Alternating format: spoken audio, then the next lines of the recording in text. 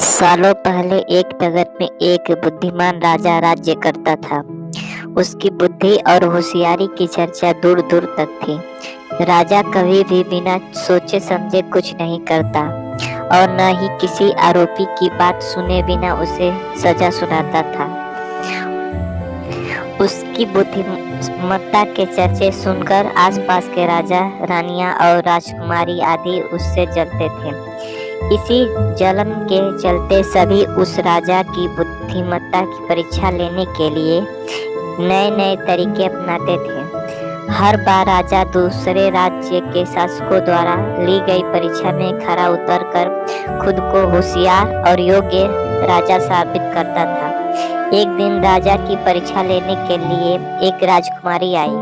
उसके हाथों में 2 फूलों की माला थी। दोनों मालाओं में से एक असली फूल से बनी थी और दूसरी नकली फूल से।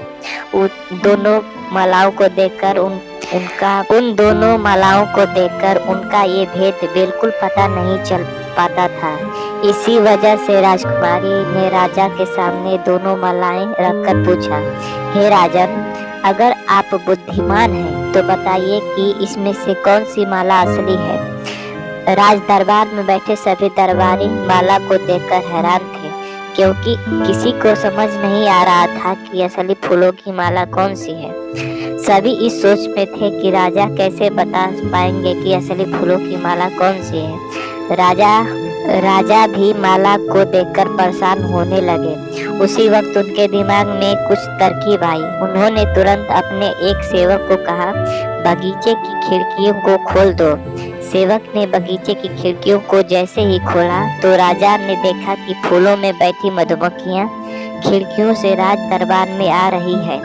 वे कुछ देर मधुमक्खियों को देखते रहे। जैसे ही एकाध मधुमक्खियां एक फूल की माला में बैठी, वैसे ही राजा ने कहा कि अब मैं बता सकता हूँ कि असली माला कौन सी है। राजा ने तुरंत उस माला की तरफ इशारा किया जिस पर मधुमक्खी बैठी रखी थी। राजा की होशियारी देखकर दरबार में मौजूद सभी उनकी तारीफ करने लगे। सभी कहने लगे कि हर राज्य को आपके जैसे ही बुद्धिमान राजा की जरूरत है। राजकुमारी भी राजा का बुद्धिमत्ता देखकर खुश हो गई।